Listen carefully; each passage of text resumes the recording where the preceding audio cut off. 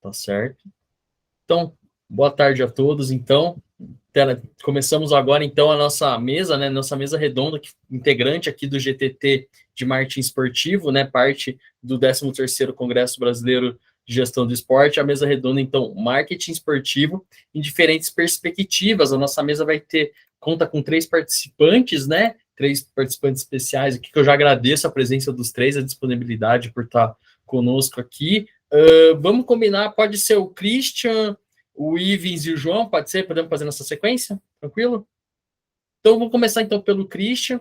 Então, o professor mestre Christian Gomes e Souza Munier, se eu falei errado, desculpa. Mestre em administração, professor, pesquisador, consultor e palestrante em temas da gestão do marketing no fitness. Então, bom, boa tarde, professor, obrigado pela presença. E aquilo que a gente combinou, em torno de uns 10 minutinhos aí, a gente pode ir conversando, fica à vontade para compartilhar a tela e a gente para fazer sua apresentação. Obrigado, professor. Maravilha, é um prazer para mim participar mais uma vez desse congresso que é tão importante. Eu trago o tema ESG e o marketing no esporte. Então, eu começo saudando a todas e todos e agradecendo a oportunidade de fazer parte dessa mesa tão robusta. Eu sou professor na FIA Business School, eu trabalho como consultor na ForGo e tenho um aplicativo hoje voltado para a gestão comercial de profissionais da área do esporte, em especial personal trainer. A ideia que eu trouxe aqui, que eu pensei em compartilhar nesses 10 minutinhos que nós temos pela frente, eu já até acionei o meu cronômetro aqui, é trazer esse elemento, essa agenda, né, do que é o environmental, ou que é do meio ambiente, de que maneira as questões sustentáveis, as questões do social e da governança podem ser utilizadas ou podem ser pautadas nas nossas estratégias dentro do marketing esportivo. É um tema bastante emergente e que tem sido ponta de lança, para poder usar aqui um jargão do esporte, tem sido ponta de lança de estratégias de empresas de todos os segmentos e, por que não, empresas que operam no esporte. Aliás, é até já uma reflexão para todas e todos sobre será que nós estamos abraçando essas causas de maneira consciente, que nós tangenciamos esses temas da sustentabilidade, do social, isso é certo e desde sempre. Agora, será que tem sido também um processo estratégico e pensado ou tem sido geração espontânea, tem surgido assim, quase que não provocado, né? Então, eu trago aqui uma reflexão sobre como as marcas têm abordado a pauta ESG para incremento da sua credibilidade. Credibilidade impacta em confiança e intenção de compra, ou seja, isso tem impacto prático em variáveis de negócios, mas também impacta em algumas estratégias, dentre elas, quando o objetivo de uma marca é, por exemplo, resgatar uma reputação outrora maculada por algum tipo de transgressão moral, né? Então, quando a gente pensa em ESG, a gente tem que colocar ela no seu escopo adequado. A gente está falando de marketing social, ou social marketing, e o marketing social, desde 71, tem sido pensado e repensado na sua definição. Eu gosto da definição de Andreasen, em que ele propõe, né, que é a adaptação de tecnologias de marketing comercial a programas destinados a influenciar o comportamento voluntário do público-alvo. E a gente vai perceber que esse tipo de abordagem evoluiu, porque antes a gente pensava muito nas transformações dos hábitos do indivíduo, no downstream. Só que o marketing social hoje, ele opera em 3 dimensões, e essas 3 dimensões, nós vamos ver um pouquinho mais para frente, elas se entrelaçam.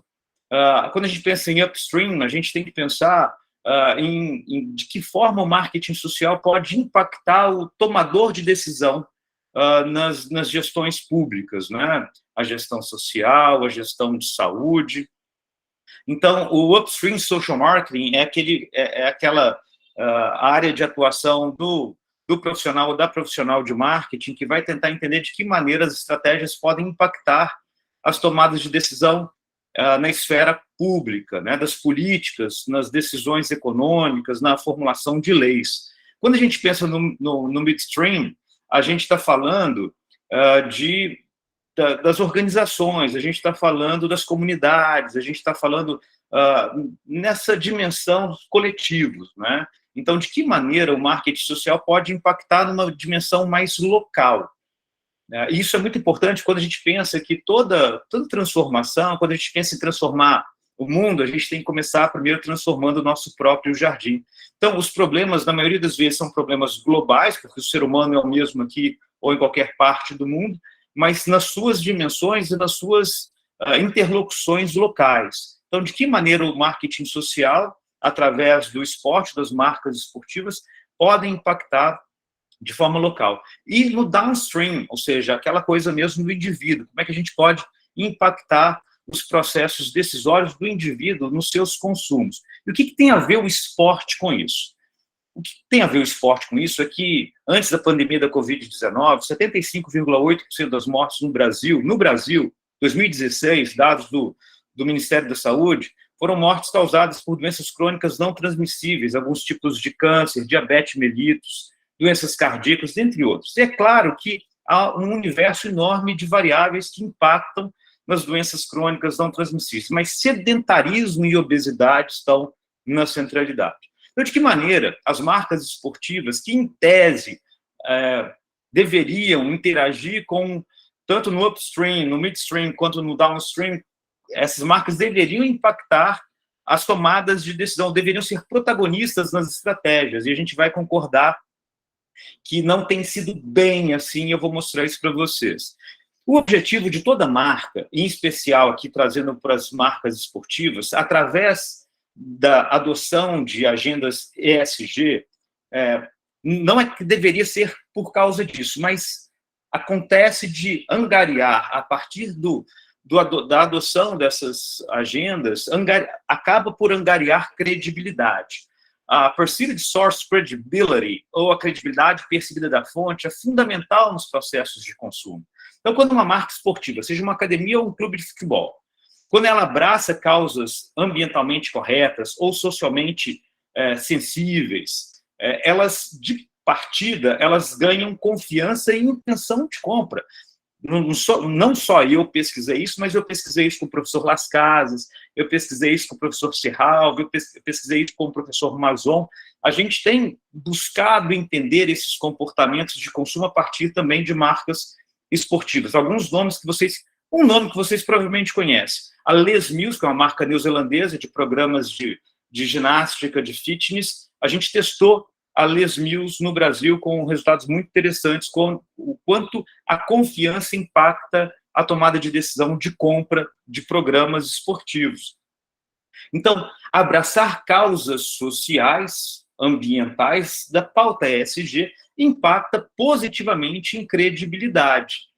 E aí, tem um termo que ainda não está no nosso dia a dia, né, na maioria das vezes, é bastante recente, e eu publiquei agora, 2022, na RAUSP, um jornal importante, né, em que a gente buscava entender se marcas outrora moralmente transgressoras, ao abraçar uma causa sensível à sociedade, que a gente chama de abraçar uma causa de legitimação institucional, se impactava positivamente na tentativa de resgate dessa credibilidade maculada. E a gente mostra estatisticamente que sim, ou seja, abraçar as causas sensíveis da sociedade. Eu estou vendendo aqui esse peixe para poder dizer a importância de marcas esportivas estarem ainda mais atentas nessas tomadas de decisão. E aí vamos dizer das nossas dos nossos desafios. Porque notem que, quando a gente pensa em Smart City, a gente pensa em mobilidade urbana, a gente pensa também em combate ao sedentarismo. Se nós reduzíssemos, no Brasil, a metade do sedentarismo que hoje se observa, a economia seria de 1,1 bilhão de dólar, B de bola, 1,1 bilhão de dólar em investimentos em saúde pública. Então, pensar nisso no upstream social marketing é muito importante. Só que quem abraçou causas de mobilidade que impactam, obviamente, e diretamente, no caso das bicicletas, no combate ao sedentarismo, não foi uma marca esportiva, foi um banco. E a gente pensa que das nossas contradições, o quanto nós temos de pensar nas nossas estratégias. Aliás, esse banco adotou duas bandeiras muito fortes, a educação e a mobilidade urbana. Um outro banco abraçou fortemente o esporte, o BRA de Brasil, eu não vou falar o nome aqui da marca em si, Então, as marcas, as instituições financeiras têm buscado causas na legitimação institucional para chamarem de suas. Uma outra marca agora está buscando a questão das águas, e as águas têm importância no combate às doenças crônicas não transmissíveis, até por conta da poluição das águas. E o que as marcas esportivas têm buscado? A gente precisa pôr a mão na consciência e dizer, é claro que tem algumas marcas que já estão tangenciando, mas notem como nós temos ainda muito por fazer. Vamos pensar numa situação mais local, pensando no midstream, ou seja, as marcas, vamos pegar aqui as academias, vamos pegar aqui os clubes locais, mais do que oferecer para a sociedade o que já oferece, porque é o escopo do seu serviço, como é que ela tem impactado na sociedade onde ela está? O que ela tem levado para a comunidade onde ela está instalada, para além dos seus clientes ou dos seus associados? O que ela tem levado para a sociedade poder impactar aquela comunidade mais carente, para poder tomar conta daquele espaço público, até onde depois ela pode se aproveitar para poder ofertar também serviço ali, mas o que ela tem devolvido para a sociedade? Essa é a reflexão das nossas contradições. E, obviamente, a gente, os operadores de serviços esportivos, em especial academias, clubes, espaços, têm, obviamente, feito o seu trabalho de formiguinha ali no combate às doenças crônicas não transmissíveis. Mas vamos pensar aqui mais abrangentemente, aproveitando o meu último minuto. O quanto o esporte também não é um elemento que, ao invés de convidar o indivíduo ao movimento, o convida aos consumos sedentários, ou seja, ao invés de eu fazer o meu movimento, eu me sento e como toda sorte de produtos que são veiculados durante aquele momento em que eu assisto o esporte, produtos esses muitas vezes não os mais saudáveis, ou seja, assistindo o esporte enquanto entretenimento, e que é bom, e que é muito maneiro, eu estou vivenciando ali um consumo sedentário. Que contradição é essa? Então, o nosso grande desafio é criar estratégias, criar um olhar cada vez mais agudo, cada vez mais apurado, cada vez mais sensível às pautas sensíveis da sociedade. Porque, em fazendo isso, nós aumentamos a credibilidade, aumenta a nossa confiança, aumentando a confiança, aumenta a intenção de compra de qualquer produto ou serviço que a nossa marca esportiva ofereça para a nossa comunidade. Então, isso está dado. Eu mostro, inclusive, isso aqui é um artigo que a gente publicou na House, porque eu comentava, como a importância da legitimação institucional impacta a confiança da marca e a intenção de compra, inclusive de marcas outrora moralmente transgressoras, e, obviamente, tomar um pouco de cuidado para não abraçar causas que a gente não seja capaz de dar conta. Por quê? Porque se você abraça uma causa que, na verdade, você não abraça, é só papinho de vendedor, é o tal do greenwashing, nós medimos isso, a confiança e a intenção de compra de uma marca pega em greenwashing fica menor do que era antes do abraçar uma causa de ESG. Ou seja, o resultado é pior. Então, o aprendizado que a gente traz é abraçar causas sensíveis às sociedades congruentes com aquilo que você é capaz de entregar. Entender que as pessoas devem estar com uma consciência maior da importância do esporte, então aproveitar alguma coisa dessa tragédia que aconteceu, mas algum aprendizado, alguma consciência que veio a partir daí, contribuir na esfera pública para maior conscientização dessa importância da prática da atividade física, impactar de forma local, uma boa estratégia, buscar o RH das empresas para poder conectar o seu serviço às empresas. As transformações hoje acontecem também no nível das corporações e, obviamente, buscar impactar a vida da nossa sociedade como um todo. Aqui estão as referências e aqui está o meu muito obrigado. Obrigado, Christian. Acho que você tocou em pontos muito bons aí, pontos que a gente acho que já vem, de certa forma, discutindo, você reuniu vários, e aí só para pontuar rapidamente, né? Essa coisa que até o professor ali, eu discuti bastante isso no mestrado, no meu doutorado com ele, o quanto a gente consome esporte, mas não pratica o esporte, né? Tipo, as pessoas simplesmente não fazem, elas vêm, a gente vê campeonato até da Lituânia, se duvidar de qualquer coisa, mas o esporte mesmo, a gente não joga um basquete faz 200 anos, né? Então, realmente, é algo bem, bem pontual. Cristian, parabéns pela fala, acho que a gente depois vai ter bastante para comentar.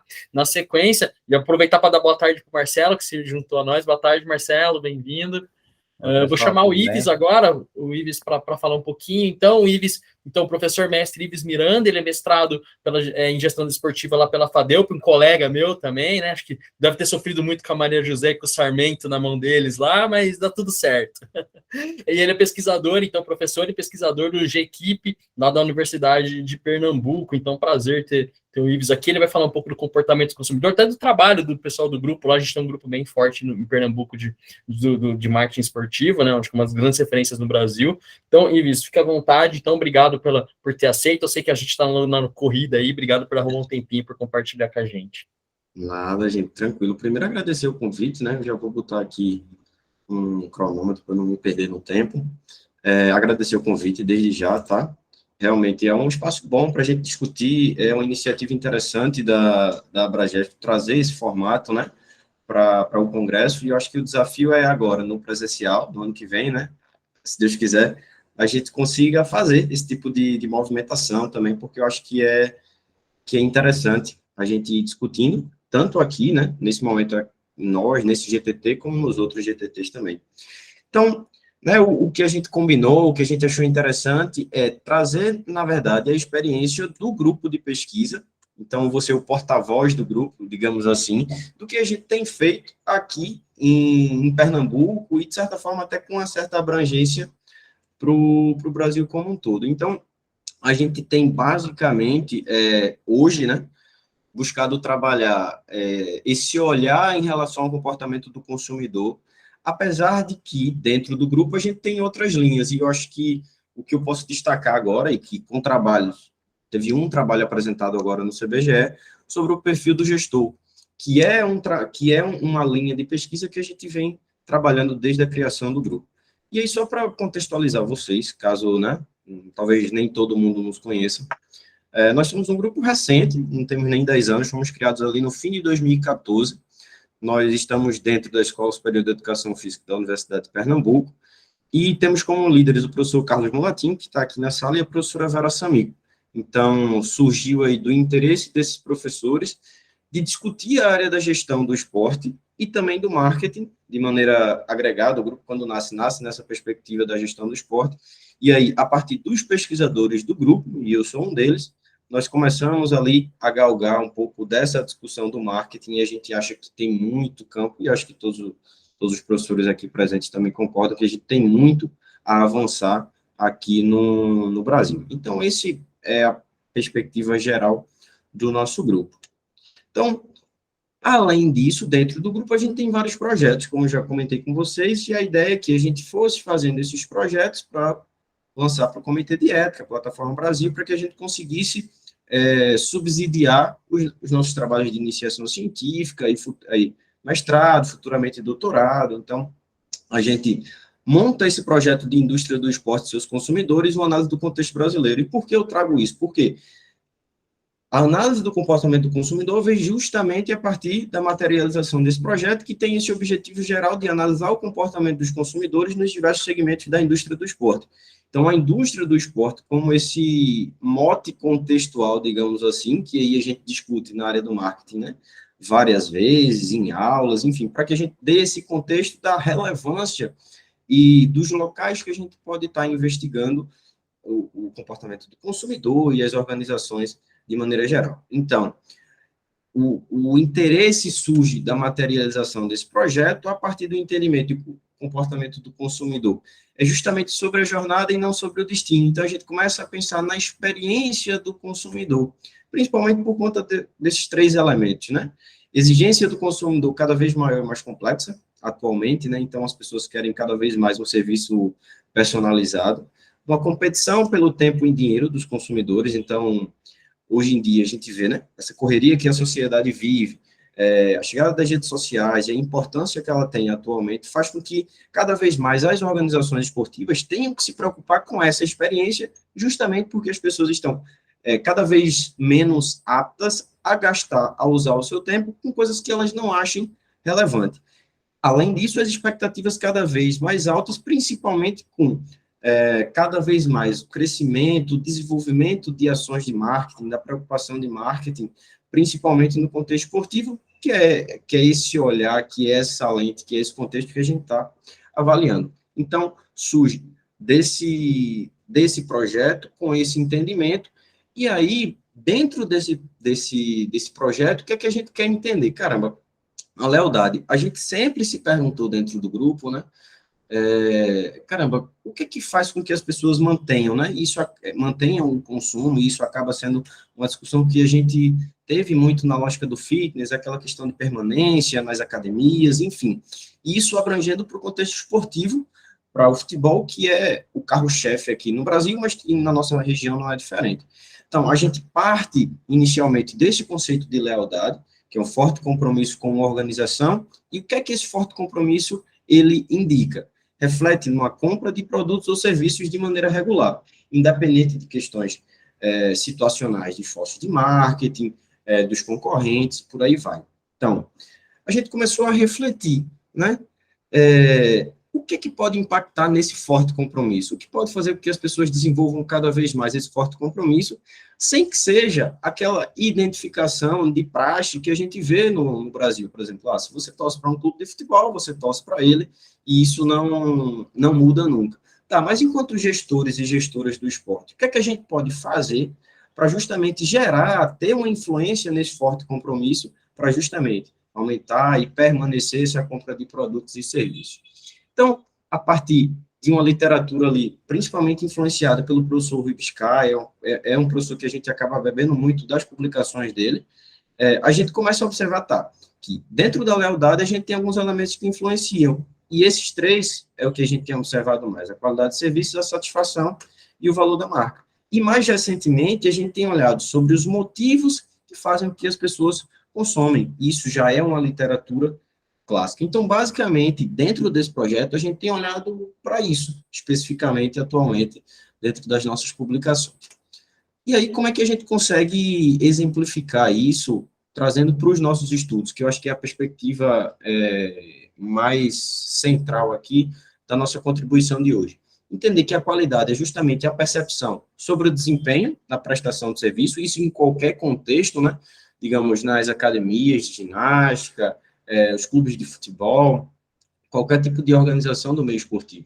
E aí, como é que a gente pode analisar? Uma perspectiva multidimensional é o que a gente tem observado de maneira mais efetiva. Seja do serviço principal, por exemplo, no futebol, o serviço principal é o jogo propriamente dito, mas também sobre os serviços auxiliares. Tá? O que não é do jogo, que influencia na experiência do consumidor. E cada vez mais recentemente, os autores vêm discutindo sobre uma dimensão estética também da qualidade de serviço. Então, dentro do grupo, o que é que a gente tem feito, né? Ali em 2018 é publicado esse artigo que surge da dissertação de mestrado de um dos nossos pesquisadores, o professor Marcos, que é justamente sobre qualidade de serviço e satisfação dos espectadores em eventos esportivos.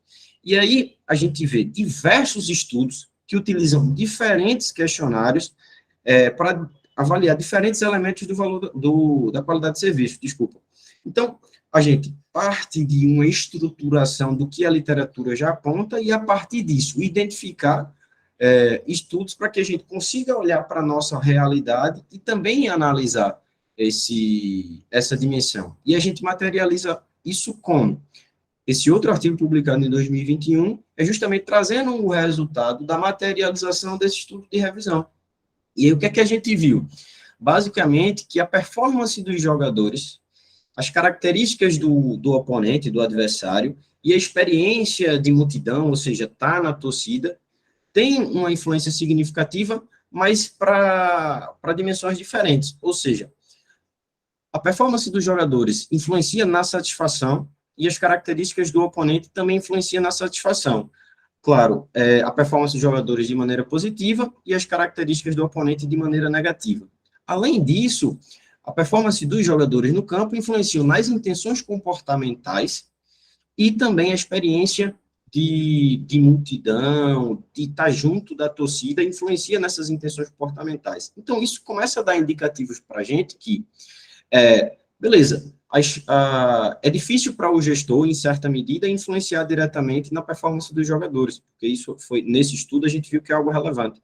Mas a experiência de multidão pode ser potencializada por meio de gritos de torcida, aquela agitação inicial do jogo que pode ser promovido em determinada maneira, de diferentes formas pelos clubes. Então, a gente já começa a ter algumas pistas aí sobre essas dimensões.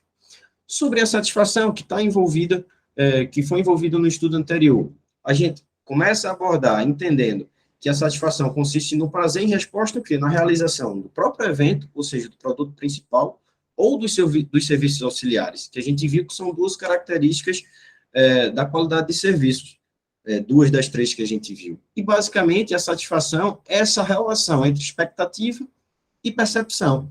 Ou seja, eu vou estar satisfeito quando a minha percepção do serviço ela é igual ou superior à expectativa que eu gerei anteriormente para o consumo desse serviço. Então, na teoria, o que é que se aborda? A satisfação nesses dois momentos, específica e uma satisfação global, específica para, por exemplo, algum jogo em específico, ou algum evento em específico dentro de uma organização, e a satisfação global, que é o agregado disso tudo. Então, a gente tem feito isso de maneira mais geral, de uma satisfação mais global. Esse estudo, publicado no ano passado, na lógica do fitness, viu justamente alguns determinantes da satisfação e do comportamento positivo. Então, essas foram as dimensões, que incluem os serviços da academia, a percepção quanto aos preços, e aí, a satisfação geral e o comportamento positivo. Então, duas dimensões influenciando sobre duas outras dimensões. E, basicamente, o que é que a gente viu? Que os serviços da academia influenciaram na satisfação geral de maneira positiva. Os serviços da academia também influenciaram o comportamento positivo de maneira positiva. E o que é interessante? A gente viu que a percepção que os consumidores têm quanto ao preço da academia influenciaram negativamente o comportamento positivo. Então, o que é que dá para a gente entender a partir disso e que serve de informação, né? A percepção do preço em relação aos serviços que são ofertados influencia de maneira negativa. Então, para essa organização, o que é interessante? De alguma forma, mudar a estratégia de precificação ou oferecer mais valor dentro do serviço, para que essa percepção seja equilibrada. Outro estudo aqui no futebol, a gente viu a satisfação tanto em relação aos serviços quanto aos jogos. Basicamente, a gente estudou 3 clubes durante 4 anos. A gente viu aqui a satisfação em relação ao jogo. Então, a gente viu sempre que o clube número 1 tem as maiores médias, seguindo pelo 2 e pelo 3. Eu não vou me ater tanto até pelo nosso tempo. A gente viu essa análise, por exemplo, só para trazer aqui, o Clube 1 estava em 2018 na Série A e mesmo assim teve a média mais baixa. O Clube 2 e 3 na Série C tem a média mais alta. Então, a gente usou a divisão do Campeonato Brasileiro que os clubes estavam para, de certa forma, tentar entender se isso tinha alguma influência. Então, em 2017, né, a gente percebeu que o clube da Série A tinha uma maior satisfação, mas isso não se repetiu em 2018. Aqui, em relação aos serviços, a gente vê médias menores, e aqui, com o passar do tempo, essas médias, e eu não vou me deter tanto a isso, tá bem? E aí a outra dimensão sobre o valor da marca, né? Entendê-la como uma estratégia a longo prazo, justamente como o efeito diferencial que o fato de conhecer a marca gera na resposta do consumidor, sendo avaliada pela notoriedade, pela imagem, a notoriedade também conhecida como consciência e tal, que é uma literatura que vem do Eicher, do Keller, mais consolidada. A gente faz o quê? Faz uma revisão também sobre essa temática e vai tentar entender a ramificação dos estudos, né? O estudo de Eicher influencia os estudos de quem dentro da gestão dentro do esporte, da gestão do esporte, do marketing também.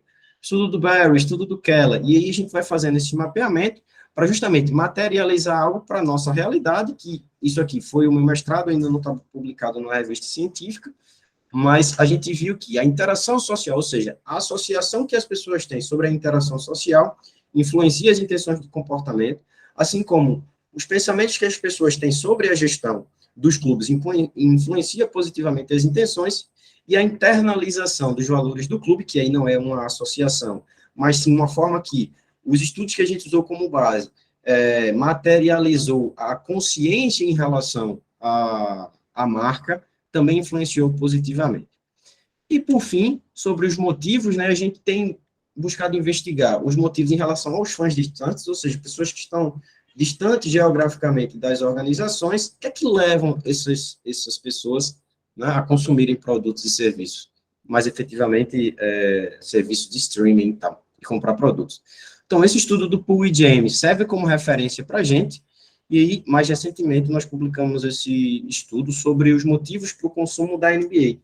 Basicamente, o que nós vimos foi o motivo vicarious achievement, ou seja, o consumidor, o fã, se sentir realizado com a vitória do próprio clube, basicamente, influenciou positivamente as intenções comportamentais, e a interação social que é proporcionada por assistir o jogo da NBA, mesmo distante, ou seja, streaming, ou pela TV aberta, ou pela TV a cabo, ou algo do tipo, também influenciou nas intenções de comportamento. E aí, para a gente fechar, né, alguns desafios futuros que a gente pode discutir aqui, a possibilidade de generalização dos nossos estudos, né, para o contexto brasileiro, para o contexto pernambucano, a gente sempre tem uma dificuldade, né, eu não digo nem no quantitativo de amostra, mas como é que a gente pode avançar em trazer amostras mais representativas? E aí fica como um desafio de maneira geral. O desafio de estudos longitudinais, para, por exemplo, durante uma temporada, de forma a gente percebe que a avaliação da qualidade de serviços foi mudando, de acordo, por exemplo, com a posição do clube na tabela. Então, isso é um desafio. As parcerias com os clubes esportivos aqui na nossa realidade realmente tem sido uma dificuldade, né? Esses estudos a gente coleta sem parcerias. Dar conta dos gaps de investigação, de maneira mais clara, até para que a gente consiga publicações em revistas internacionais, trazendo um arcabouço teórico mais consolidado, é um desafio para a gente do grupo, e observar a lealdade comportamental. A gente dentro tem visto as intenções de comportamento, mas de que maneira, por exemplo, a qualidade de serviço, o valor da marca, influencia na compra de produto propriamente dito. 2 produtos, 3 produtos. Então, isso tem sido um desafio para a gente, e a gente tem pensado sobre isso, como vamos avançar nos próximos anos. Então, agradecer a atenção de vocês, e que estou disponível, e foram 16 minutinhos, e vamos dar seguimento aqui. Perfeito, obrigado, Ives, perfeito o tempo, parabéns para o grupo, é um grupo, acho que é um dos principais grupos, com certeza, no Brasil, o trabalho de vocês, e é um trabalho a longo prazo, né, eu acho que é interessante essa questão de vocês estarem estudando o comportamento, e daqui 10, 15 anos, a gente vai ter um volume muito grande de informações, até para poder voltar e ver o que mudou, né, o que não mudou, então acho que é legal ter essa linha bem clara no grupo de vocês, então parabéns, Ives, e agora eu vou chamar o João, já pode compartilhar a tela, fique à vontade, só apresentar o João Gabriel Leite, ele é gerente de marketing na Confederação Brasileira de Tênis de Mesa, ele é bacharel em esporte pela UEL e pós-graduado em gestão do desporto pela Universidade de Lisboa e em gestão de projetos pela Escola de Engenharia Mauá. O João é uma pessoa aí que está se matando aí pelo esporte, pelo tênis de mesa, um dos grandes responsáveis pelo crescimento do tênis de mesa, e eu falo conhecendo, sabendo que fazendo que eu faço parte com propriedade, eu faço parte do conselho de administração da confederação, e eu vejo quanto que o João se desdobra lá para fazer, não só no marketing, e aí o marketing e comunicação, a gente vê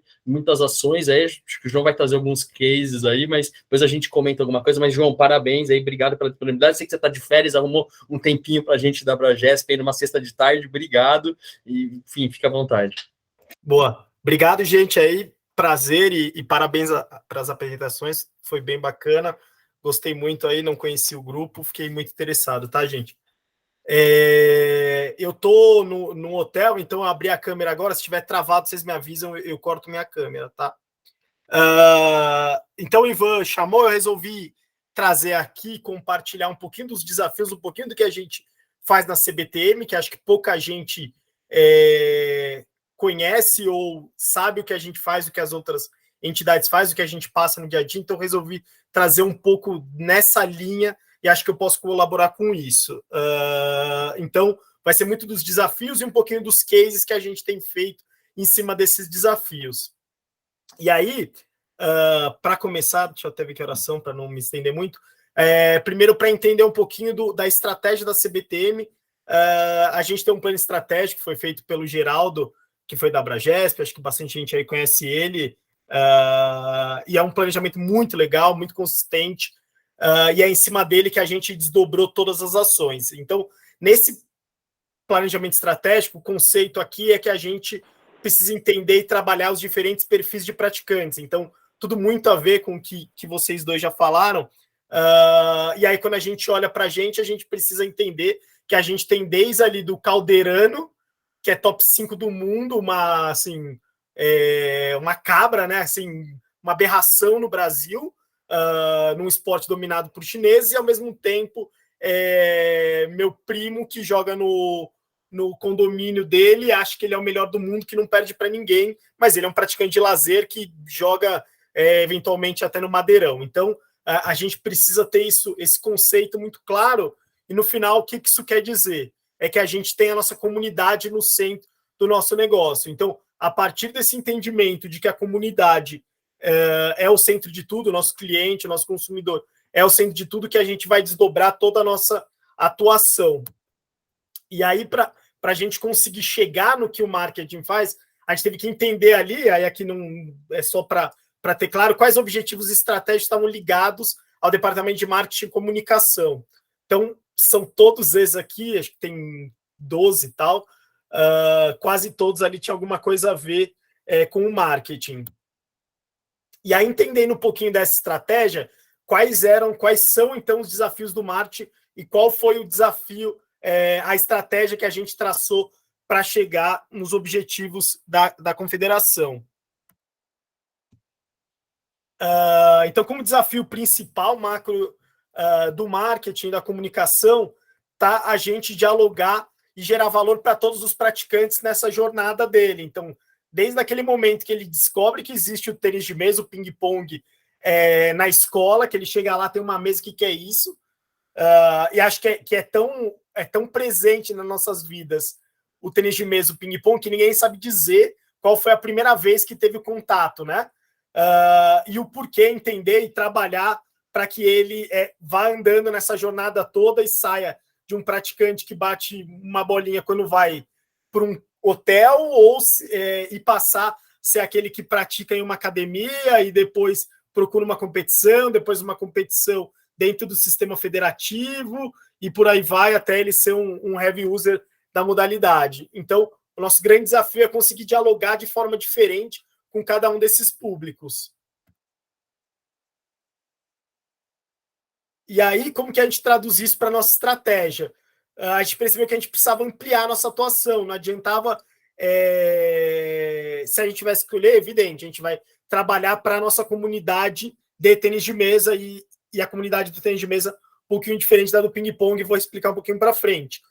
Mas a gente precisava trabalhar também o caldeirano como alguém aspiracional e trabalhar também a pessoa que joga no condomínio dela. Então, o que a gente está falando aqui, como estratégia geral, é aproveitar todos esses pontos de contato com tênis de mesa para monetizar e massificar o esporte. Então, de alguma forma, seja por licenciamento, parcerias, tentar monetizar para que isso gere receita para reinvestimento no sistema ou massificar para que ele ande na cadeia, ali na jornada dele e torne-se um heavy user também.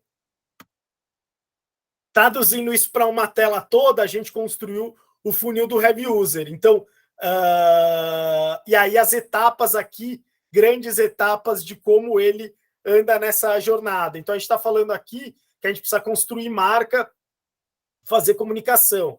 Aqui a gente definiu como um objetivo de marketing, de construir marca e divulgar a modalidade. A partir do momento que ele já tem, o que a gente quer com essa comunidade do ping-pong. Então, impactar e promover a experimentação, interesse e criar diálogo, conexão com a entidade. Então, a gente quer que ele experimente, então a gente quer que tenha o máximo de mesas possíveis, mas a gente também quer cadastrar essas pessoas, ainda que não dentro do sistema, não como membros TMB, mas que a gente tenha eles cadastrados para que a gente possa promover a entrada deles no sistema. Então, aqui, aumentar praticantes com conexão e relacionamento. Quando a gente passa já para a comunidade do tênis de mesa, o que a gente quer aqui, como que a gente tem como desafio, então aqui os desafios e aqui os objetivos, tá? O que a gente quer é engajar com a CBTM, gerar orgulho e pertencimento e, consequentemente, claro, aumentar o consumo. Então, a gente busca aqui aumentar o consumo do tênis de mesa. Traduzindo isso para a comunidade do centro, o que a gente entende aqui? Que se a gente fizer construir marca, divulgar a modalidade, se a gente fizer isso bem, a gente passa a ser relevante e passa a gerar interesse e aumentar a receita com parceiros. Se a gente promover experimentação, com conexão, tiver cadastrado, e se a gente fizer isso bem, aí, de novo, vai gerar receita com parceiros. E, ao mesmo tempo, se a gente aumentar o consumo, sabe o que eles querem, entende a jornada dele, os padrões de consumo, né? Se a gente fizer bem, a gente vai aumentar a receita com parceiros. Então, a gente está falando 1, 2, 3, 4 objetivos de marketing, que aí como que a gente costura isso tudo, são 4, então, pilares aqui de objetivos de marketing estão atrelados a todos aqueles objetivos estratégicos da CBTM. Então, todo esse, uma amarração geral para trazer na prática. O que a gente faz, o que a gente tem feito para apresentar para vocês. Então, acho que a primeira coisa que eu queria mostrar aqui foi o primeiro case. Isso foi em março de 2020, dia 11. Então, 4, 5 dias antes da pandemia estourar, a gente percebeu que a gente tem como o ping-pong, tem como vocação, tênis de mesa tem como vocação a inclusão, a socialização, ser um esporte de todos, ser praticado em todas as idades e de todas as formas. E a gente tinha aqui uma questão muito latente e maluca, que era o preconceito com o 9 ping-pong. Então, como uma modalidade que tem como vocação ser social, ser para todos, ser um momento de descontração, descompressão, ela tem um preconceito com o nome. Então, ali no comecinho, a gente criou um manifesto e um vídeo, um manifesto também, assumindo esse nome. Então, brinca ali, você já jurou ser imbatível em nossas mesas, joga muito com qualquer raquete, então ali tem todo um texto bem legal, e no final finaliza, para rendimento é tênis de mesa, mas pode me chamar de ping-pong, prazer. Então, é nosso mote até hoje, o prazer ping-pong aqui. Nosso objetivo era abrir esse leque de atuação e mostrar que a gente é tudo, é ping-pong, é tênis de mesa, a gente tem nosso foco de atuação, que é o esporte, que é o evento e que é a seleção, mas que a gente precisa estar e precisa atuar e precisa dialogar em todas essas jornadas de consumo, e para isso o ping-pong foi o passo inicial. Aí um segundo case legal também aqui, deve ter dado agora um mês. O Luca Kumahara é um atleta super importante para nós, é um atleta que participou de 3 Olimpíadas, como Caroline Kumahara, e aí faz uns 3 meses ele nos procurou, ainda nós os chamávamos de Carol.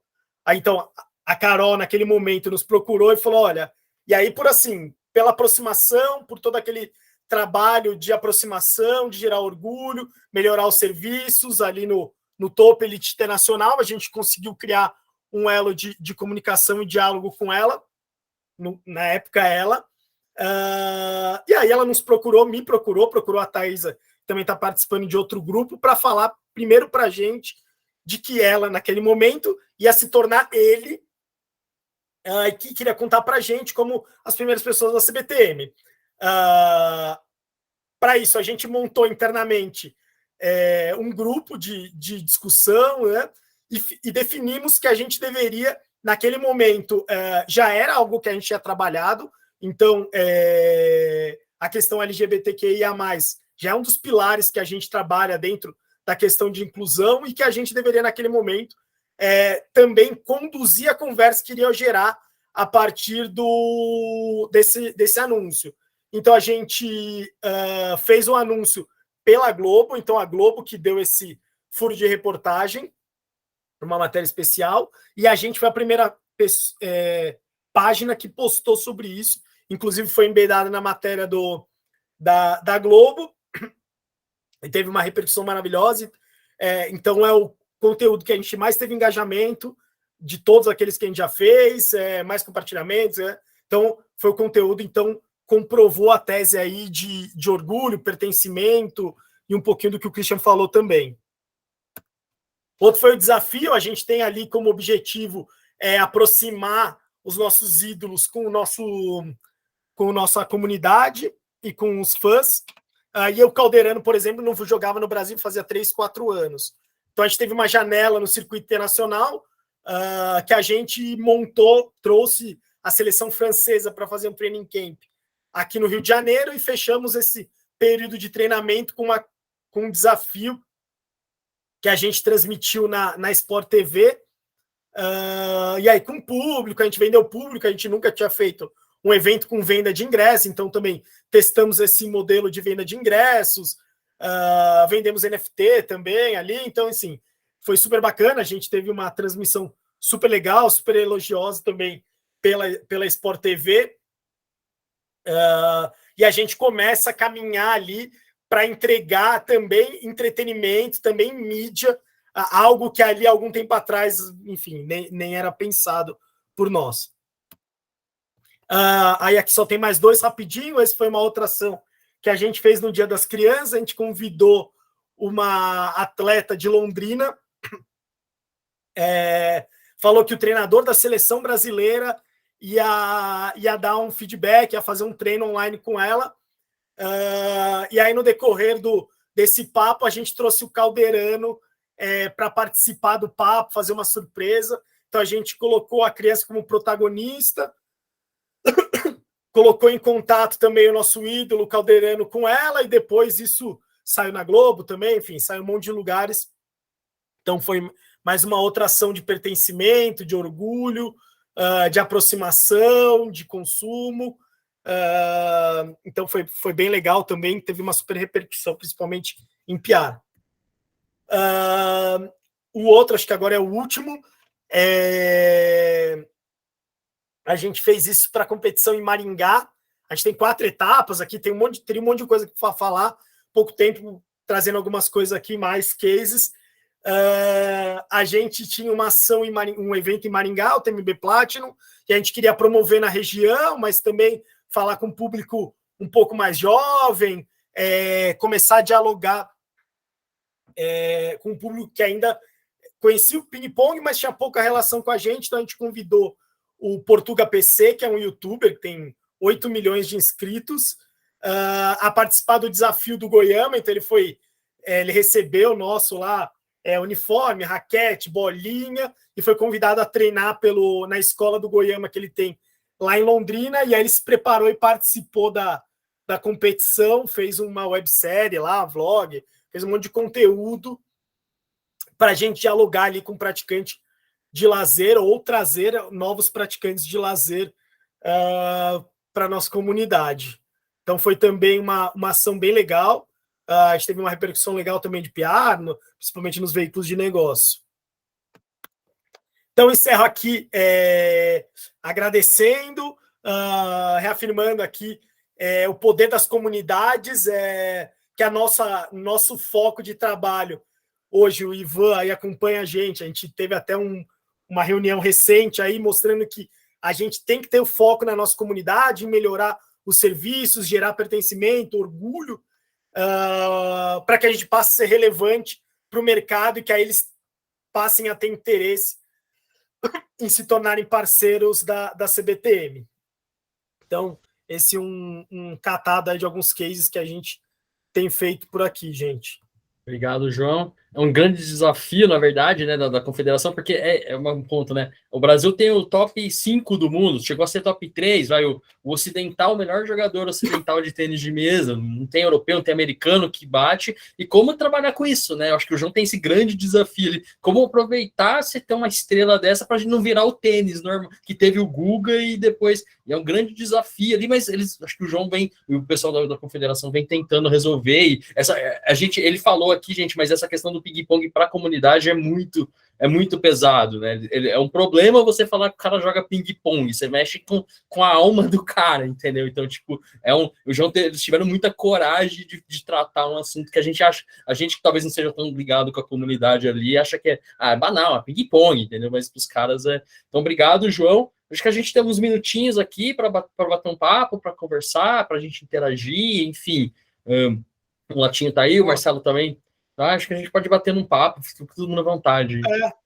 Achei legal você falou do Calderano, e até uma outra ação que a gente fez legal, compartilhando também com todos, durante a preparação para os Jogos Olímpicos. O Calderano treina na Alemanha, né, num centro de treinamento da Alemanha, num clube da Alemanha, e a gente, que é super forte, o mais forte da Europa, a gente, para a preparação, levou todos os atletas da equipe masculina para lá, e a gente contratou um videomaker, um diretor, super legal para ficar lá todo aquele tempo de preparação, gerando conteúdo, preparando para um possível resultado que poderia vir e aproveitar se ele viesse. Como ele não veio, a gente acabou soltando um doc, chama A Última Semana, também está nos nossos canais, super mega bem produzido, contando um pouco da preparação. Ele é super jogo rápido, mas a gente aproveitou nesse formato, mas a gente estaria pronto para aproveitar caso ele ganhasse uma medalha ali que podia acontecer, e quase aconteceu. Ele acabou tomando uma virada ali, mas quase aconteceu. Beleza, João? Eu acho muito interessante a CBTM, assim, é sempre um case, enquanto instituição, que eu uso em aula, de falar de planejamento, de estruturação, de profissionalismo, que eu acho muito interessante. Mas uma coisa sempre que eu fiquei curioso, assim, porque como é a relação da confederação com as federações? Porque é fato, a CBTM, ela tem um nível de profissionalismo, e a gente vê isso aqui claramente, né? E eu sempre fico me questionando, assim, como é que a gente consegue pulverizar esse profissionalismo nessa ramificação das federações, né? Porque se dá conta, se não dá, porque a confederação não tem como dar conta de tudo, né? E aí há necessidade das federações. E aí, como é que é isso, hein? Talvez esse seja o grande desafio do esporte no Brasil, né? Porque hoje as confederações têm se profissionalizado, muitas delas, mas ainda tem esbarrado que se localmente ali uma liga, que foi um dos movimentos que a gente fez, foi colocar as ligas para dentro do sistema. Então a liga do Cariri, lá ela pode ser filiada à confederação e valer pontos para o circuito nacional, né? Mas enquanto confederação ali no estado não promover competições, que é o que puxa, a coisa não vai andar rapidamente, né? Porque acho que se mexendo no topo, a coisa vai desencadeando para baixo. Mas com certeza acho que esse é o grande desafio e é o que a gente tem feito e tem comido pelas beiradas. Então a gente avalia as competições das federações para eles terem parâmetros de entregas. A gente tem alguns critérios que a gente premia no final do ano de meritocracia. A partir desse ano, a gente já tem apoiado eles em comunicação, em marketing, identidade, principalmente do circuito. Alguns topam, outros não. A gente quer ampliar esse escopo também de apoio para o ano que vem, com assessoria de imprensa, com redes sociais também, mas muito depende dos presidentes, que são bem intencionados, mas que não são exclusivos do esporte, né? Então, às vezes ele é professor da escola, ele faz tudo, além de ser presidente da federação, e não dá nem para culpá-lo, né? Às vezes ele é super bem intencionado, tem capacidade, simplesmente ele não consegue entregar aquilo, porque assim, o bolo, a receita do bolo tá ali, tá muito clara, né? A gente tem, o Geraldo é um mestre dos documentos, né? Então ele tem ali, a gente tem um regimento para as federações, né? Aquilo cara, tá pronto que é para fazer. É só usar, mas enfim, é o grande desafio mesmo. Eu estava pensando aqui num componente que poderia unir as nossas três falas, e elas, de uma certa forma, as três falas elas esbarram ou elas tangenciam pertencimento e cocriação, não é? Então, o que pode fazer o presidente da federação colocar maior ou menor energia, apesar da boa vontade, mas na distribuição do seu tempo, porque o tempo e também impacta na federação, impacta nos esportes, na gestão esportiva, nas academias, que foi parte do que nos apresentou o Ives.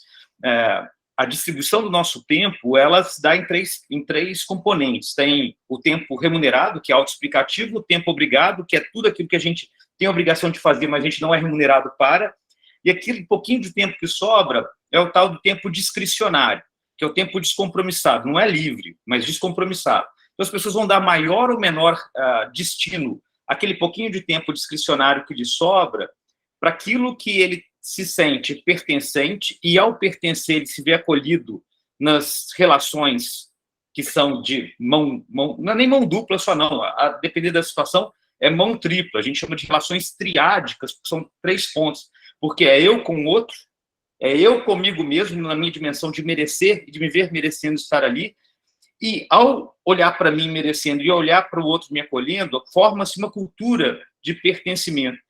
Então, o que vai fazer a pessoa se engajar mais com a confederação, ou o que vai fazer a pessoa se engajar mais com as causas ESG, ou o que vai fazer mais as pessoas se engajarem mais com seus consumos saudáveis, no final das contas, é como ela dá destino hedônico e destino utilitário para um pouquinho de tempo discricionário que lhe sobra. E aí é pertencimento e cocriação. Acho que tem uma questão chave aqui, que é a tal da cocriação, que tem a ver com as compras, esse boom. Por exemplo, o Clube Atlético Mineiro tem vendido uma quantidade absurda de camisas de futebol com seus programas Manto da Massa. Eu publiquei na Pódio em 2021, a gente conseguiu medir com 555 respondentes, tentando entender esses consumos. E o pertencimento explica o engajamento explica a compra. Agora, o pertencimento, passando pela sensação de co-criar, porque era o torcedor que criava e era o torcedor que votava no manto que seria vendido, passando pelo sentimento de coproduzir a decisão, o beta é muito mais forte no engajamento. Quanto maior o engajamento, maior o volume de compra. Então, entender essa dinâmica das comunidades, e aí a fala de comunidade, para mim, é muito central hoje. Bancos como o Nubank não são só valiosos pelo volume de ativos que eles têm, mas é pela comunidade que eles criaram, o tal do New Community. E isso é um fenômeno, é um grande... As comunidades, e a gente pode explicar até a política a partir daí, as comunidades são centrais hoje nos consumos. Com certeza. Até pensar numa perspectiva ali, né? A gente deixa, entre aspas, né, de direcionar as ações para o público-alvo estabelecido, mas direcionar para essas comunidades, hoje digitais principalmente, né?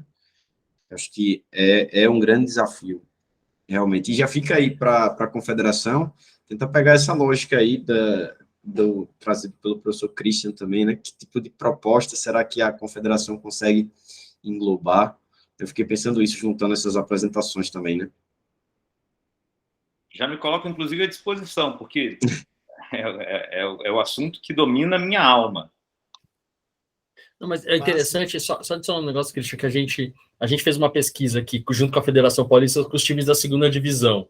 Times tradicionais do interior de São Paulo, da capital, tipo Portuguesa, Juventus, São Bento, sei lá, os times estavam na segunda divisão, 15 de Piracicaba, e é interessante ver que como eles vão perdendo esse senso de comunidade que eles já existiam, e aí você vê que, por exemplo, o presidente do clube, ele percebe isso, e aí tem pessoas do clube que chegaram a falar, olha, a gente sabe que a cidade, a comunidade não queria a gente aqui, a gente é um elemento a parte da nossa comunidade, e aí o sentimento de pertencimento não existe mais, muito pelo contrário, um sentimento de desprezo, já a situação até se inverteu de uma forma extremamente absurda, né? E aí, aí você quebra a cadeia inteira, né? Porque o cara não vai consumir, o cara não vai se importar, o cara não... Se o time acabar, ninguém vai mais ligar. Então, a gente vê como na prática a gente tem isso de que foi negligenciado por aí a gestão, marketing, todo o contexto ali, mas como realmente a gente tem o exemplo do que acontece se você negligencia tudo isso, né? O que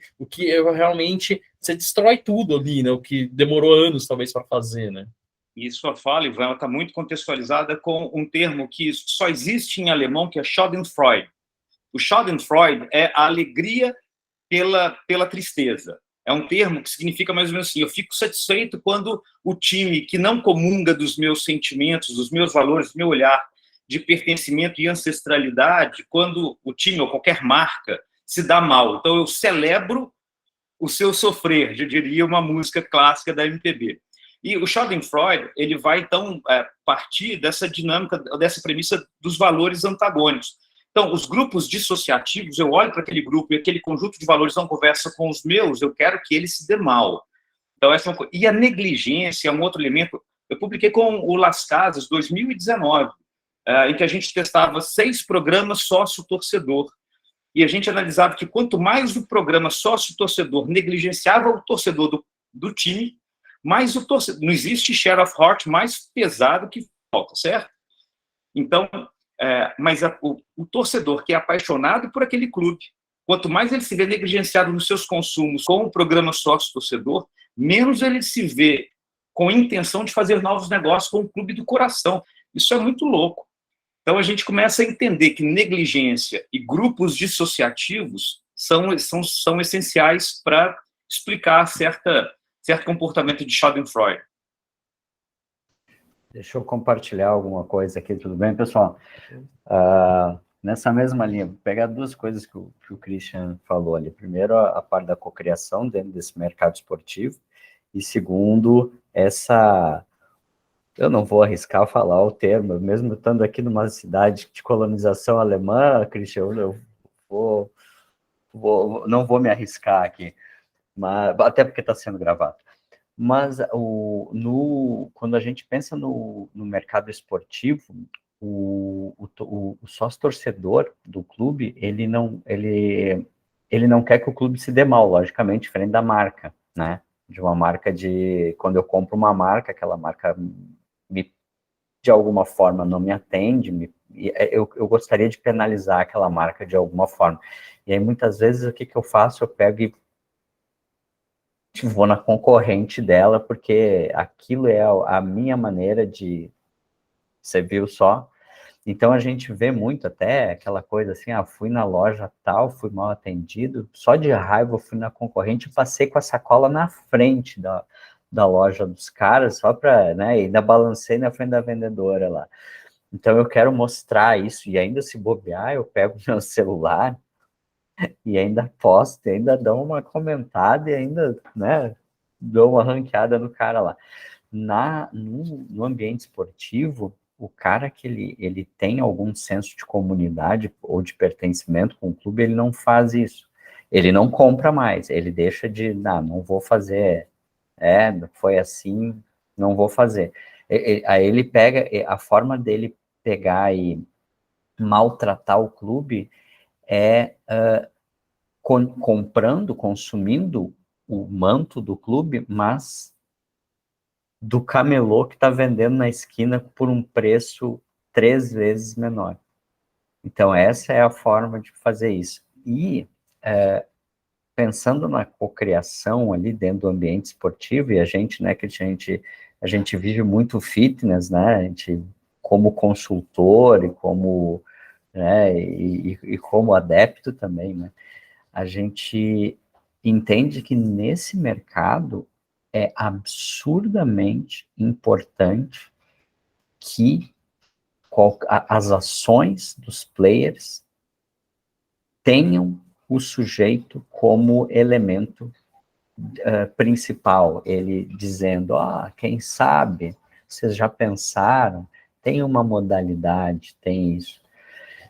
E dentro dos clubes a gente vê isso quando os caras conseguem trazer a fala deles para um produto novo do clube. Então, essa interação é uma interação bastante importante, porque a gente tem ali também os conceitos de self-identity, né, o que nada mais é que a identidade social no contexto do eu pertencente a alguma coisa, pertencente a um grupo, a uma comunidade. Então, olha o quanto de coisas vocês já falaram aqui e de quanto de lacuna de pesquisa a gente tem para botar nesse grupo aqui e produzir dentro desse GTT, pessoal. Perfeito, Marcelo. Acho que aqui tem muita coisa para estudar, muita coisa. Essa coisa que você comentou, né? Eu digo por experiência própria, eu sou de Ribeirão Preto, o Botafogo lá era o clube FC e ele se tornou SA em um determinado momento, antes dessa história de SAF, ele foi comprado lá, fizeram um negócio. E é impressionante ver a torcida fala hoje, tipo, nos grupos, né? Eu torço pro Botafogo FC, não pro Botafogo SA. Então, tudo que é SA, eu não vou. Eu não vou no setor novo do estádio que foi reformado, eu vou atrás do gol, porque é ali o setor antigo, e é interessante que os caras são empresas, são de gestão, e os caras não se tocaram que eles têm que quebrar isso de alguma forma, eles não podem deixar, mas o cara, como ele ganha dinheiro com outras formas ali dentro do modelo de negócio, o cara, ele meio que quebrou em coisa da comunidade que o clube tinha, então é muito assim, você fala, cara, você não tá pensando que tá perdendo dinheiro, é isso? O cara não tá mais indo no teu jogo, você vai fazer jogo pra quê, entendeu? Tipo, você vai chegar na Série A do Brasileiro em algum momento aí pra frente que o cara tá investindo pra isso, pra quê, entendeu? Então, tipo, é muito interessante, e mesmo com essa coisa de SAF, né? Como que vai afetar isso por positivo ou negativo? A gente pega o Botafogo no Rio, os caras amam o tal do John Tex lá, o cara conseguiu criar uma imagem positiva em volta dele, e por aí a gente vai vendo, né? Quanta margem a gente tem para pensar, né, disso. Mas Ivan, falando no John, olha o comportamento do cara, né, Cristian? Dentro do... o senso é esse de comunidade, que o João tinha falado antes, de pertencimento. O cara vai para o gramado e camisa na mão, né? Então, por quê? Porque aí o cara identificou a massa que é isso aqui. Total. Quando você manifesta valores, princípios, conceitos, até preconceitos a um determinado grupo, você se identifica e eles se identificam com você, o caminho tá pavimentado. E esse é o grande desafio. O Ronaldo com o Cruzeiro, o Texer com o Botafogo. A questão é como é que você chega, né? Eu sou mineiro e Atlético Mineiro, mas eu sou mineiro e o mineiro ele tem mania de chegar pedindo licença, né? Não chega já abrindo as panelas. Então tem que saber a maneira como você vai criar as pontas de conexão. E aí, uma fala que o Marcelo, que é incrível, que eu pesquisei no meu doutorado, esse environment, essa atmosfera do espaço em que a empresa convida as pessoas a co-criar as suas experiências, mas tem uma questão fundamental que o Marcelo traz, que é a questão do self. Então, a empresa, ou a confederação, ou a marca, ela abre o espaço dialógico, um espaço de troca, mas observa as pessoas, e essas pessoas elas não são acionárias nos seus consumos, nas suas interações, nas suas transformações no uso. Por quê? O que faz um self ser acionário versus o que faz um self não ser acionário? Essa foi a minha pergunta de pesquisa original do doutorado, ou seja, em serviços que são tomados de forma contínua e num ambiente compartilhado, qual é esse environment que me faz acionário ou não acionário? E aí isso explica uma série de questões, desde o indivíduo e o perfil de comportamento que ele já traz consigo, mas também essa redoma das trocas sociais em que ele se vê motivado ou não a agir. Mas na centralidade, as compatibilidades de valores, os olhares de mundo, porque existe o silêncio forçado, né? E que a gente cada vez mais observa no mundo, não só no Brasil, mas o Brasil ele tem esse recorte momentâneo agora, que a gente está observando isso também. Pensar essas dinâmicas é pensar a sociedade. Tem uma coisa que eu achei interessante, até na fala do Marcelo também, né? Da experiência de alguém que vai comprar, não compra na loja, compra na concorrente. E aí eu lembrei um pouco da fala de João, de trabalhar ali diferentes públicos, né, dentro da confederação, e foi vindo algumas coisas assim, né? Uma delas é em relação a gente, né? Uma das coisas que a gente vê aqui no grupo são os motivos para o consumo, mas a gente também começa a ver constrangimentos para esse consumo, né? Então, constrangimentos para um consumo que seja mais comportamental, em relação à lealdade comportamental, ou seja, o ato de comprar mesmo, mas talvez o constrangimento em relação a esse self, por exemplo, que a gente está tratando, porque com certeza são considerações diferentes do que algo mais objetivo de compra. Então, pensando enquanto material para a confederação, por exemplo, caramba, quais são os constrangimentos das pessoas em relação ao consumo do tênis de mesa ou do ping-pong que a gente conseguiria observar? É desconhecimento da modalidade, ainda é falta de material físico, seja de uma mesa, seja de enfim, de uma raquete, de todos os materiais. Isso eu vejo que tá relacionado. E pensando nisso também, nessa fala dos torcedores, né, que a gente foi vendo, entender que existem diferentes níveis de lealdade, né?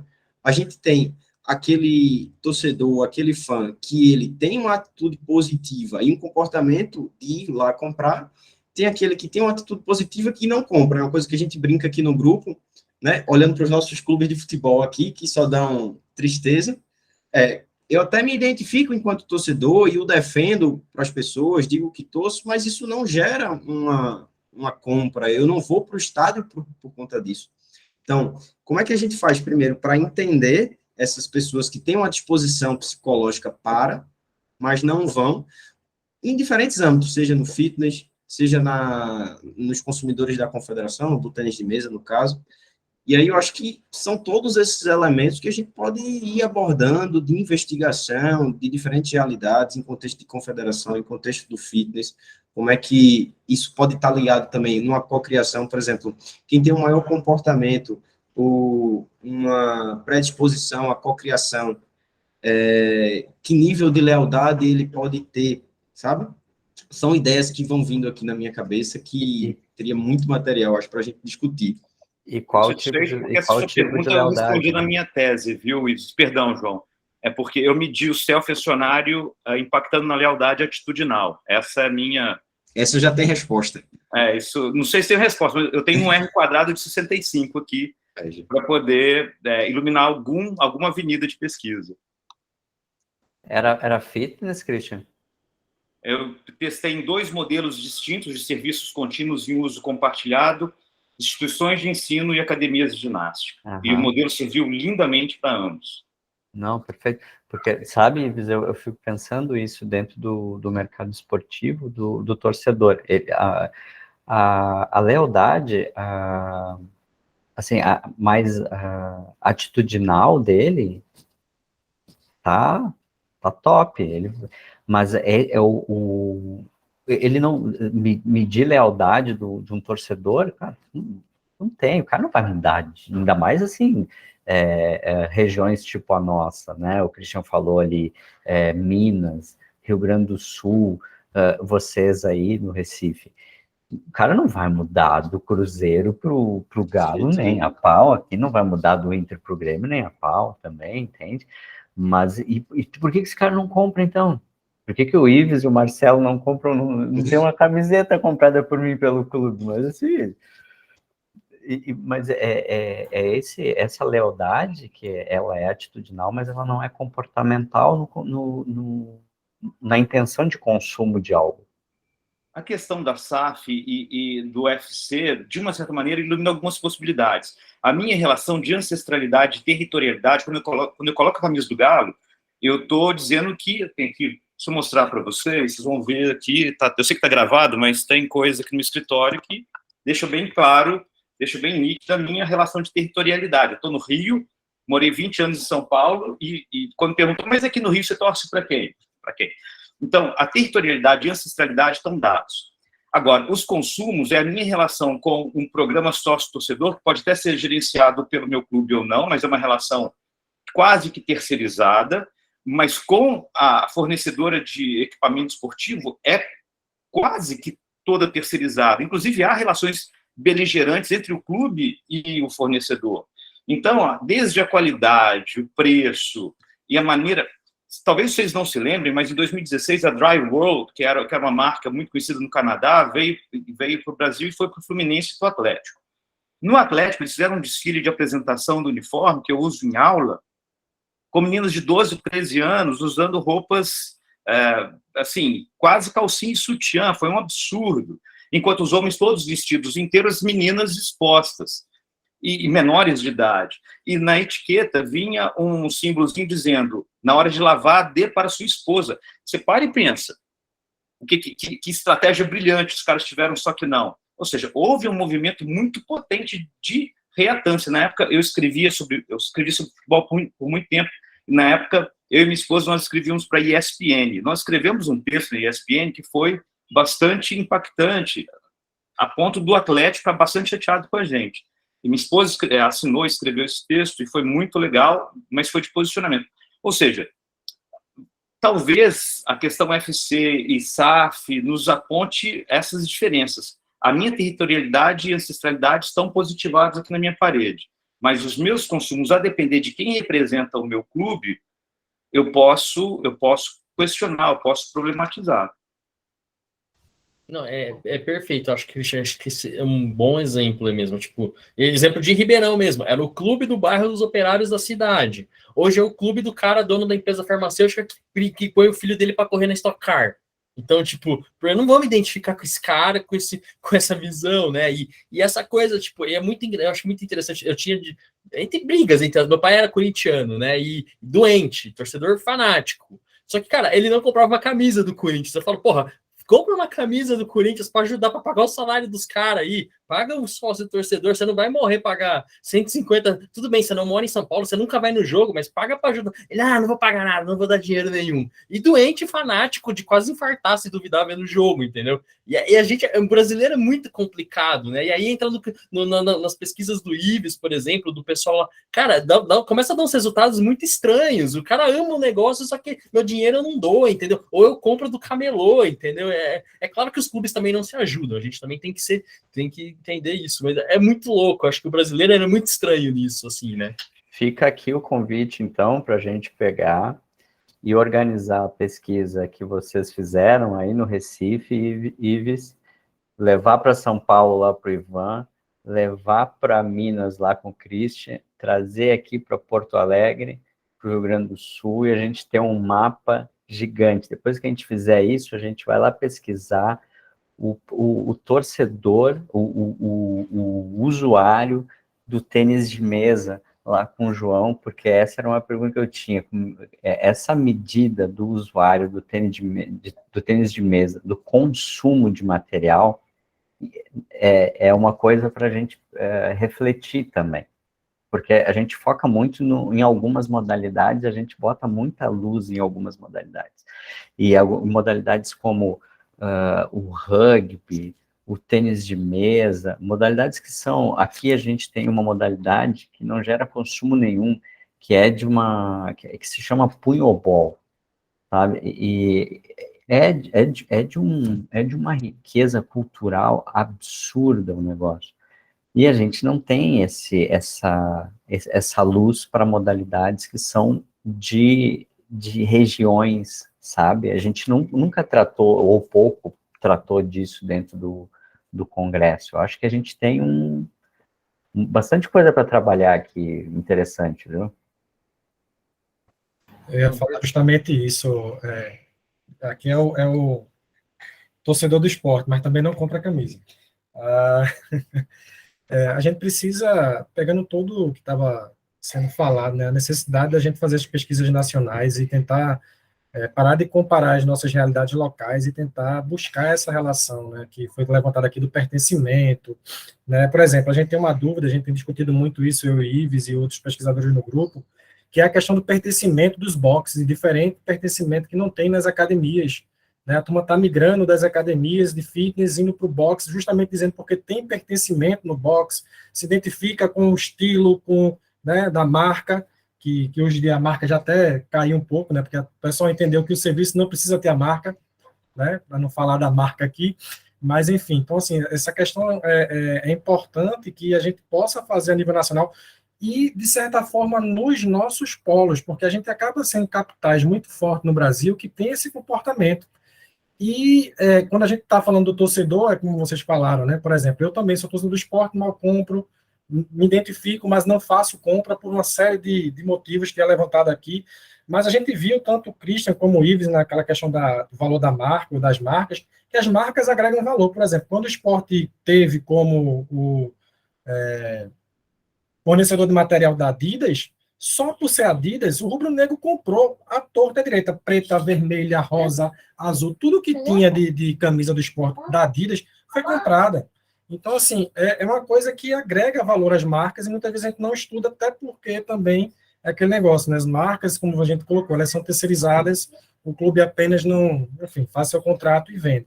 Então, a gente fica com muita dificuldade, assim, de estudar o torcedor, né? O Ivan falou lá de São Paulo. Aí disse, pô, será que esses clubes em São Paulo têm torcedor? A gente está vendo aqui, por exemplo, no estado, um clube que aparentemente é extremamente organizado financeiramente, e sabe do que eu estou falando, mas que não tem torcida. Ele vai para o estádio e não tem torcida, mas ele tem investimento talvez melhor do que o Retrô, por exemplo. Eu não sei se é um exemplo por exemplo, do Retrô. Uhum. Né? Porque é um clube realmente isso.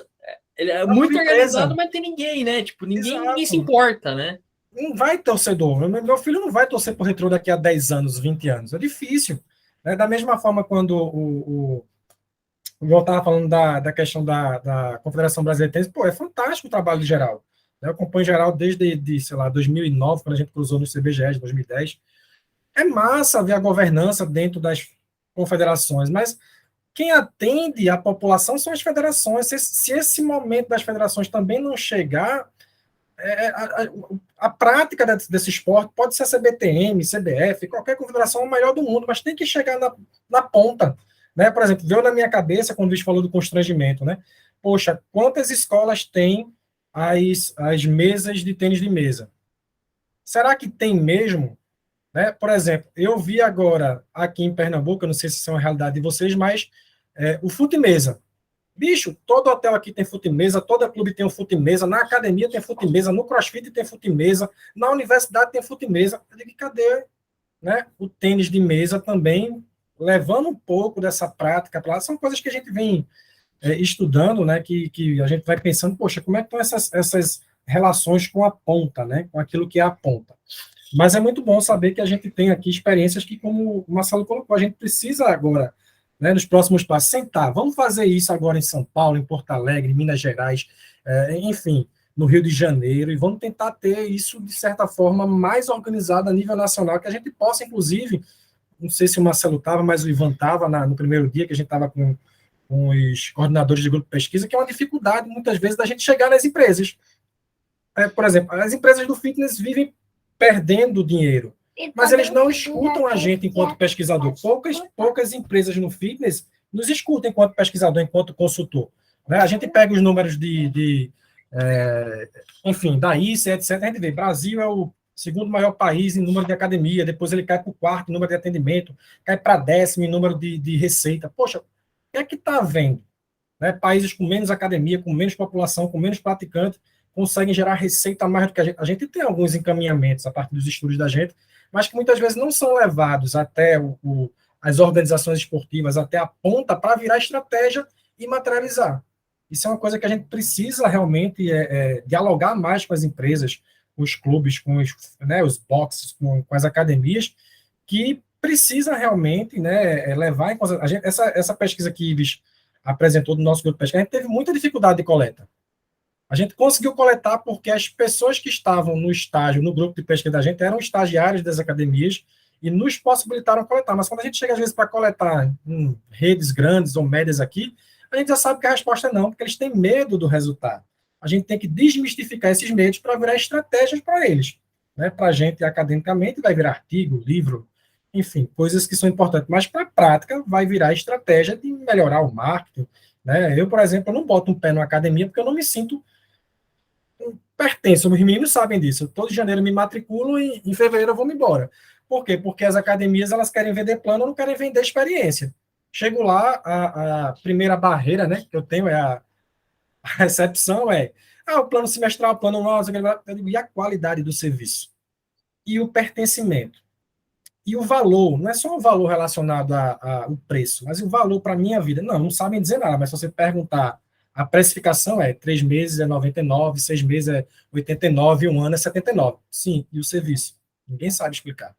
Então é basicamente isso que eu queria até ajudar vocês aqui.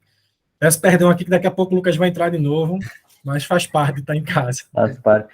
Tu sabe, o Mulatinho, com relação a essa relação box, né, os boxes e as academias, a gente fez uma pesquisa aqui recentemente numa cidadezinha pequena, mas bastante conhecida, que é Gramado, e nós pegamos umas 3 academias aqui e era treinamento funcional.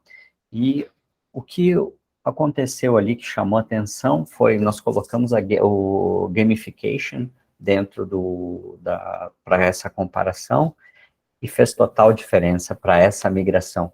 Você entende? O que teve o maior impacto ali foi que nesses locais tem propósito. E que é o que acontece com os boxes, e é o que não acontece com as academias de uma forma geral. Engajam os caras pela gamificação.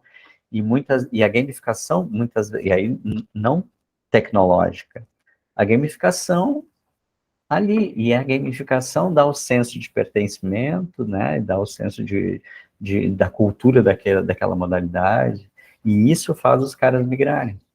Não só a gamificação, né, Marcelo? Eu vejo, por exemplo, eu não sou dessa vibe, mas eu vejo muita gente, tipo, crossfit, boxe, meu, os caras, eles vão fazer mais, o cara vai, ele treina 1 hora e fica 2 horas ali tomando cerveja e comendo churrasco, tipo, que não tem o menor sentido fitness nenhum, mas é um ambiente que o cara vai pro cara ter uma amizade, ter uma comunidade, ter uma coisa, isso é genial pra gente aprofundar e estudar. Pessoal, eu sei que o papo tá bom, mas já são 5 horas, até pra gente não estourar o tempo de todo mundo aí. Você é o chato de cortar, mas, Christian, pode só comentar, então a gente já vai quase encerrando, por favor. Seu microfone. Só um comentário super rápido. Claro, na verdade, claro. Eu coloquei alguns links bem rápidos. O último link que eu coloquei é um artigo que a gente apresentou, na verdade, na ANPAD ano passado. A gente mostrou a lealdade atitudinal, comportamental, qualidade percebida de academias de natação. A gente comparou academias de natação, academias convencionais, unidade em capital, unidade no interior e rede. Um N de 704, se não me engano, eu acho que vale a pena dar uma olhada nisso. O penúltimo é uma análise de dados secundários, que a gente pega dados de 61 países para poder ver a importância do número de academias mais penetração da população na prática da atividade física orientada como um dos elementos para a gestão pública de saúde. Um anterior ainda, a gente fala sobre a confiança do consumidor nas diferentes regiões brasileiras, porque pode ser o ponto de partida para a gente entender confiança nessa questão regional que a gente está pensando em pesquisar e os consumos no futebol. E os outros dois têm a ver são aqueles 2 outros artigos que eu havia falado, era só isso. Christian, já, assim, estou montando material aqui para uma palestra no final de semana que vem para universidade do Chile, do México e de Portugal. Já vamos usar esse material aqui, cara. Bueno, a mí me gustaría un montón compartir con ustedes más, pero... Não, perfeito, gente. Só uma coisa para... Sim, Ives, por favor. Só para finalizar, Não, claro. Assim, até para a GESP em si, acho que a gente até, inclusive, poderia ainda mais usar a experiência do João, que está aqui diretamente lá na organização, né? Até era uma pergunta que eu tinha feito aqui, mas acho que o tempo já não dá. Qual é a dificuldade, qual é a necessidade, por exemplo, aqui da CBTM, enquanto marketing, qual é a dificuldade de informação, qual é a necessidade, né? Porque eu acho que a gente também precisa... Acho que vale a pena para o João encerrar, deixar esse gancho para a gente. Tirar isso para que isso fomente também o que é que a gente está fazendo dentro das universidades, né? Boa, Ives. Só complementar um pouquinho aqui do que falaram lá atrás, mas assim, o Christian começou ali, as pessoas são viciadas em tênis de mesa, na comunidade do tênis de mesa, mas odiavam a CBTM, né? Coisa que tem mudado, então assim, torcia para dar tudo errado com a CBTM, mas que com a modalidade, que a modalidade se tornasse uma potência, odiando e não ajudando, né? Então, enfim, só trazendo isso, você pegou lá atrás e passou, não interrompe mais. E aí, enfim, surgiram um monte de outras coisas que enfim, não falei, mas estão aí, a gente pode marcar outros papos. Falando um pouco da gente, acho que assim, a gente tem dificuldade talvez em todas as frentes, porque a gente está falando aqui de 2 pessoas que fazem o marketing, a comunicação e tudo, e as ações, e o look, e a experiência, o ping-pontos, e o coletivo ping-pong. Então, assim, na prática a gente precisa de tudo, né? O que a gente vai fazer agora a gente está fechando com a Fanbase, que é uma plataforma aí de relacionamento, da base, e a gente vai começar com um censo com eles. Mas a gente adoraria, por exemplo, saber por que as pessoas ficam 4 anos, ficam 8 anos, por que elas entram no sistema de fato. Quer dizer, muita coisa a gente tem porque a gente conversa com as pessoas, sabe? Conversa, mas nada de fato comprovado ali o que faz. Então a gente tem ali que metade das pessoas entram e não renovam o registro, né? De ano a ano, o registro é anual, né? Então, se você pagar agora em novembro, você vai pagar por esse ano, por 2 meses. E 50% saem, né? Então, a gente não tem o porquê que essas pessoas... Cara, a gente tem algumas coisas, algumas teses, mas nenhuma comprovação ali do porquê metade sai, né?